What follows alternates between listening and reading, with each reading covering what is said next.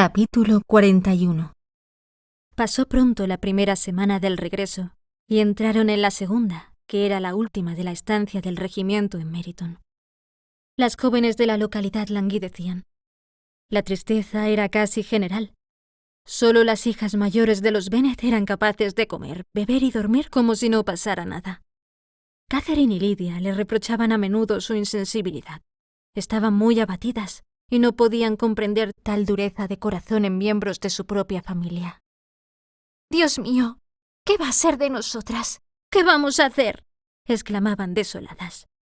«¿Cómo puedes sonreír de esa manera, Elizabeth?». Su cariñosa madre compartía su pesar y se acordaba de lo que ella misma había sufrido por una ocasión semejante hacía 25 años.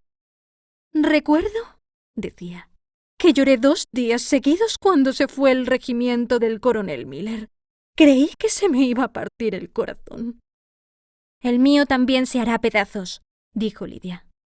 «Si al menos pudiéramos ir a Brighton», suspiró la señora Bennet. «Oh, sí, si al menos pudiéramos ir a Brighton, pero papá es tan poco complaciente. Unos baños de mar me dejarían como nueva».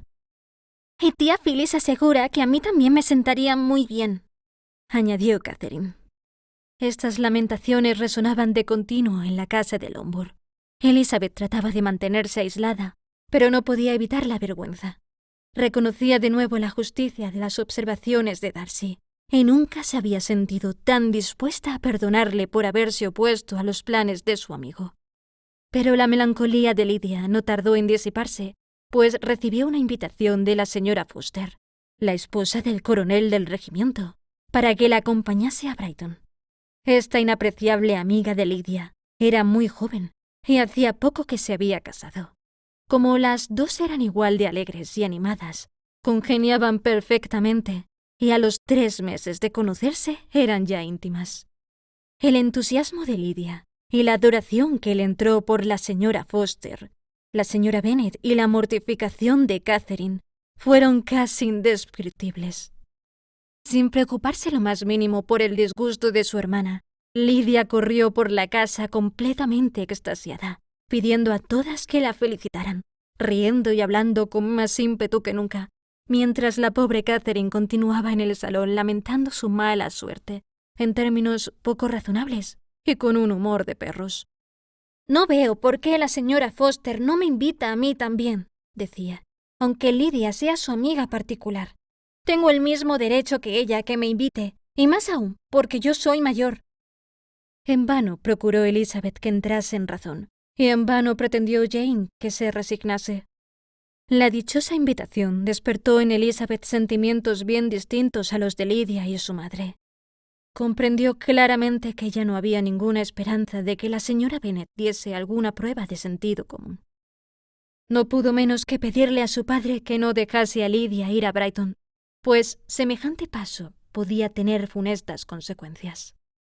Le hizo ver la inconveniencia de Lydia, las escasas ventajas que podía reportarle su amistad con la señora Foster, y el peligro de que con aquella compañía redoblase la imprudencia de Lydia en Brighton, donde las tentaciones serían mayores.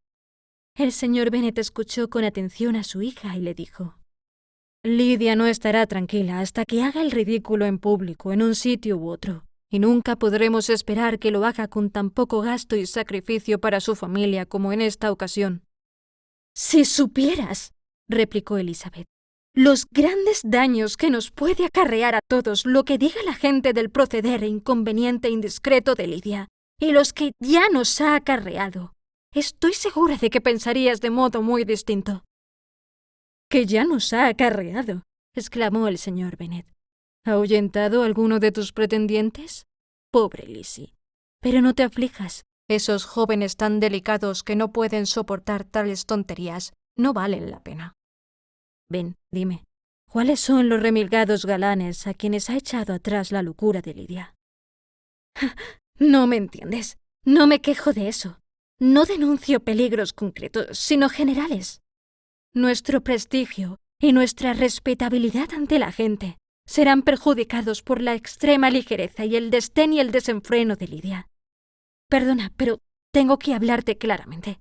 Si tú, querido padre, No quieres tomarte la molestia de reprimir su euforia, de enseñarle que no debe consagrar su vida a sus actuales pasatiempos. Dentro de poco será demasiado tarde para que se enmiende. Su carácter se afirmará, y a los 16 años será una coqueta incorregible, que no solo se pondrá en ridículo a sí misma, sino a toda su familia. Coqueta además en el peor y más ínfimo grado de coquetería, sin más atractivo que su juventud y sus regulares prendas físicas. Ignorante y de cabeza hueca, incapaz de reparar en lo más mínimo el desprecio general que provocará su afán de ser admirada. Catherine se encuentra en el mismo peligro, porque irá donde Lidia la lleve, vana, ignorante, perezosa y absolutamente incontrolada. Padre, ¿puedes creer que no las criticarán y las despreciarán en donde quiera que vayan? ¿Y que no envolverán en desgracia a las demás hermanas? El señor Bennet se dio cuenta de que Elizabeth hablaba con el corazón.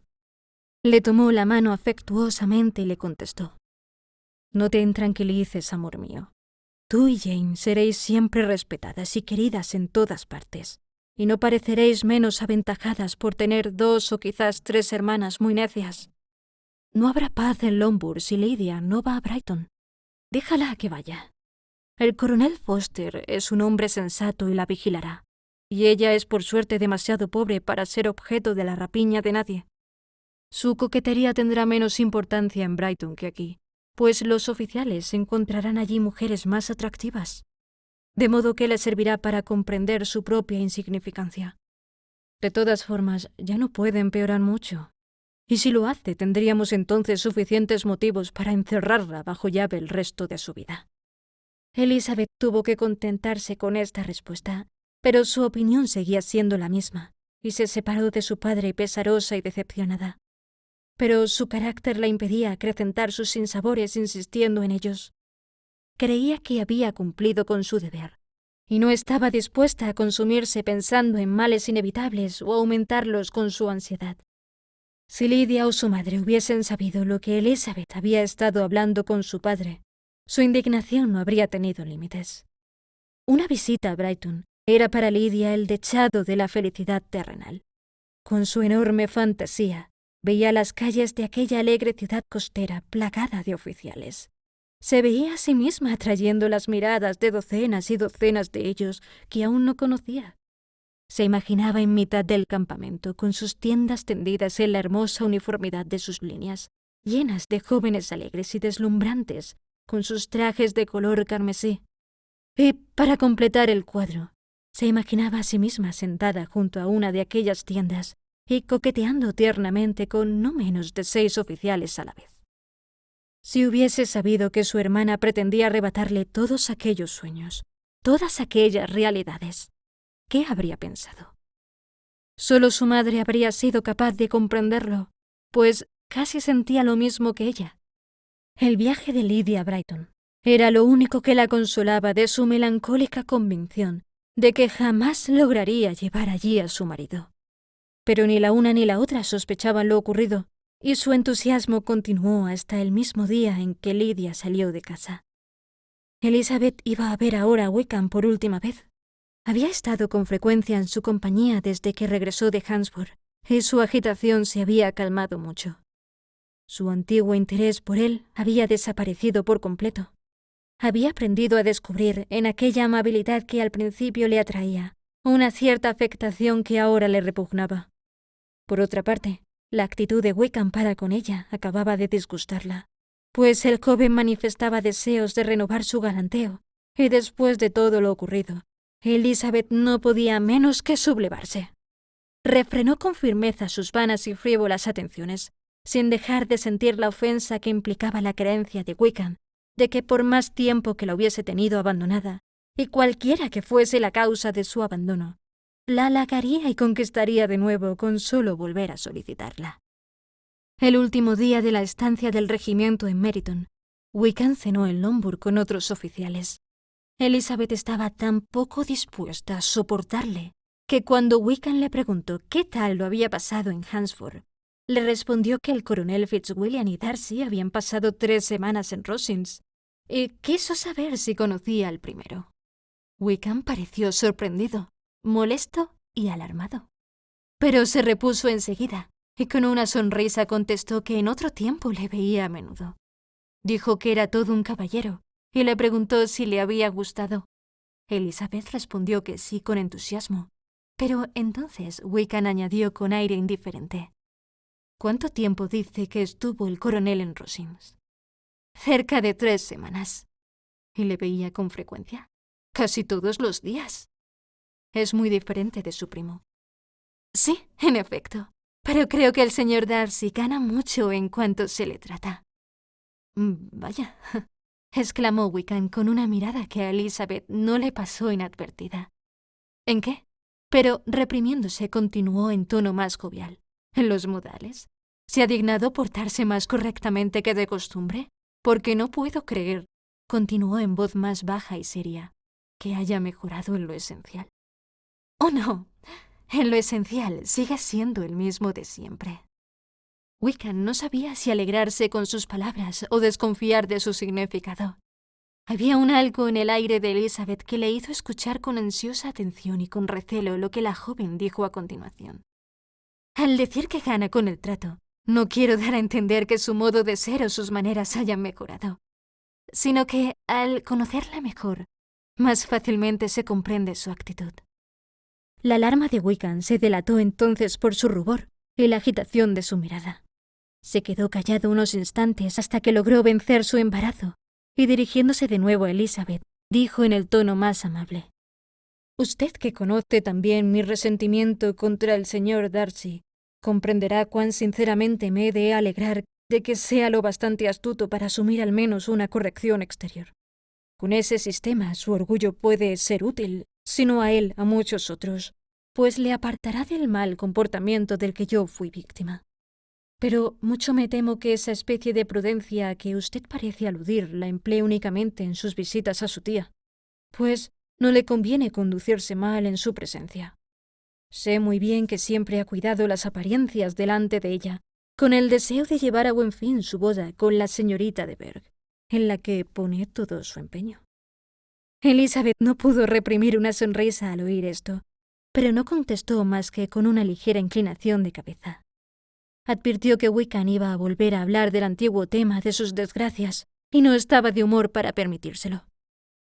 Durante el resto de la velada, Wickham fingió su acostumbrada alegría, pero ya no intentó cortejar a Elizabeth. Al fin se separaron con mutua cortesía y también probablemente con el mutuo deseo de no volver a verse nunca. Al terminar la tertulia, Lidia se fue a Meryton con la señora Forster, de donde iban a partir temprano a la mañana siguiente. Su despedida de la familia fue más ruidosa que patética. Catherine fue la única que lloró, aunque de humillación y de envidia. La señora Bennet le deseó a su hija que se divirtiera tanto como pudiese, consejo que la muchacha estaba dispuesta a seguir al pie de la letra, y su alboroto al despedirse fue tan clamoroso que ni siquiera oyó el gentil adiós de sus hermanas.